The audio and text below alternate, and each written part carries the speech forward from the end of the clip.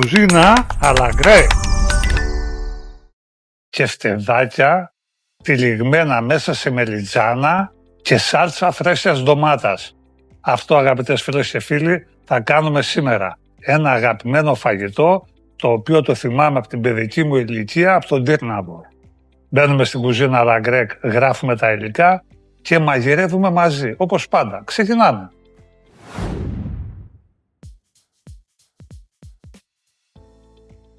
Πρώτα απ' όλα κόβουμε τις μελιτζάνες σε φέτες, τις βάζουμε για 15 λεπτά σε κρύο νερό αλατισμένο και κατόπιν αλάτι, πιπέρι, σταγόνες, ελαιόλαδο και τις ψήνουμε στο φούρνο στους 180 βαθμούς για 10 λεπτά περίπου. Αποφλιώνουμε τις ντομάτες, τις ψιλοκόβουμε και τις βάζουμε σε μια κατσαρόλα πάνω στη φωτιά με αλάτι και πιπέρι, τις αφήνουμε να βράσουν, να χάσουν τα υγρά τους και να ξεκινάει η σάλτσα να δέσει και να μελώνει.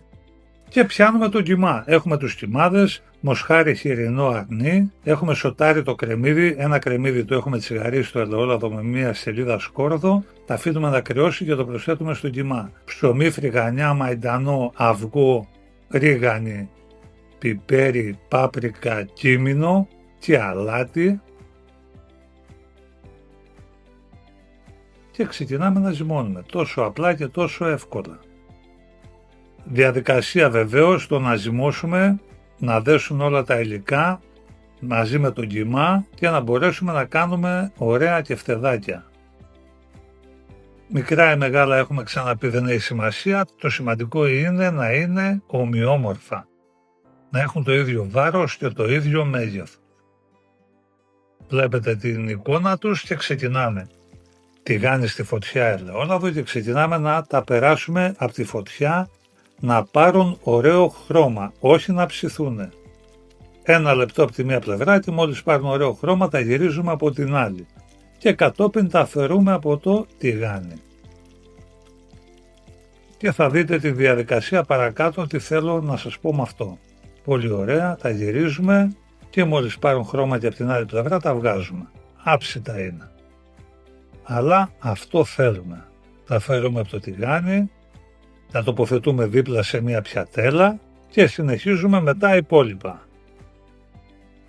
Πάρα πολύ ωραία. Κατόπιν βλέπετε και τις μελιτζάνες έχουν ψηθεί, τις βγάζουμε από το φούρνο και ξεκινάμε. Πιάνουμε μια μελιτζάνα, βάζουμε ένα κεφτεδάκι μέσα, το γυρίζουμε ρολάκι και είμαστε έτοιμοι. Αυτό θέλουμε να κάνουμε. Αυτή είναι η διαδικασία. Παίρνουμε ένα πυρέξ, βάζουμε λίγη σάλτσα ντομάτας η οποία δεν έχει τίποτα. Είναι φρέσκια ντομάτα ψιλοκομμένη, αλάτι και πιπέρι. Την τοποθετούμε κάτω στο πυρέξ και ξεκινάμε να τοποθετούμε από πάνω με τη σειρά τα κεφτεδάκια τυλιγμένα μέσα στη μελιτζάνα. Τη μελιτζάνα την έχουμε βάλει στο φούρνο, την έχουμε ψήσει, θα μπορούσαμε να την τηγανίσουμε και ίσως να ήταν και πιο νόστιμη, αλλά σίγουρα πιο βαριά, θα είχε ροφήξει πιο πολύ ελαιόλαδο. Χτυπάμε το μοσχοπίπερο, το προσθέτουμε πάνω στις μελιτζάνες, αλάτι πιπέρι, βλέπετε, πάρα πολύ ωραία, διαβρέχουμε με λίγη φρέσκια ντομάτα, όπως την έχουμε βάλει και στην κάτω πλευρά, λίγες σταλές έξτρα παρθένο ελαιόλαδο, και είμαστε έτοιμοι να φορνίσουμε το φαγητό. Να φορνίσουμε το φαγητό μας για 25 λεπτά, περίπου σε 170 βαθμούς. Βλέπετε την εικόνα, μόλις πάρει ωραίο χρώμα και ψηθεί η μελιτζάνα και μείνει το φαγητό στο λάδι, χάσει την ντομάτα όλα της τα υγρά. Είμαστε έτοιμοι, τα διαβρέχουμε λίγο με το λαδάκι έτσι να γυαλίσουν και να παραμείνουν ζουμερά και σερβίρουμε σε ζεστά πιάτα. Μια μοναδική λιχουδιά, ένας μοναδικός μεζές μέσα στην νοστιμιά, στη γεύση και στην αυθεντικότητα. Στρώνουμε ωραία και τη φρέσκια την ντομάτα, γαρνίρουμε με γιαούρτι,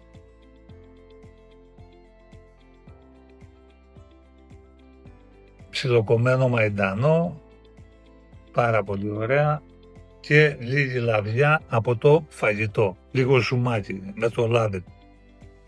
Πάρα πολύ ωραία, καλή μας απόλαυση. Και να είμαστε, αγαπητές φίλες και φίλοι, με αυτό το πάρα πολύ ωραίο και νόστιμο φαγητό. Αυτό το θυμάμαι, το έφτιαχνε η γιαγιά μου Έπαιρνε μελιτζάνες, τις τηγάνιζε, έπλαθε τα κεφτεδάκια, τα τύλιγε μέσα στη μελιτζάνα και έτριβε φρέσκια ντομάτα, την οποία τη σιγομαγείρευε και την έβαζε σαν σάλτσα να μαγειρευτούν οι μελιτζάνες με τα κεφτεδάκια μαζί και τα σερβίριζε πάντα με τυρί, φέτα ή γιαούρτι.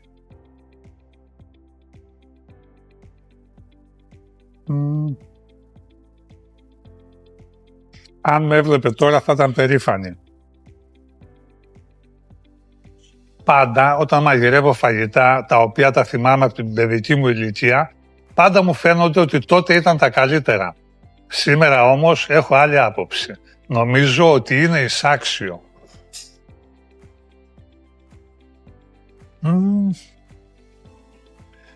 Ένα απλό μεν, αλλά πάρα πολύ νόστιμο φαγητό. Αγαπητές φίλες και φίλοι, χωρίς πολλά λόγια, μπείτε στη διαδικασία και μαγειρέψτε τη συνταγή της κουζίνας à la grecque. Και τότε θα με θυμηθείτε. Μεγάλα μαγειρέματα λοιπόν, μεγαλύτερες απολαύσεις, γεια και χαρά σε όλους.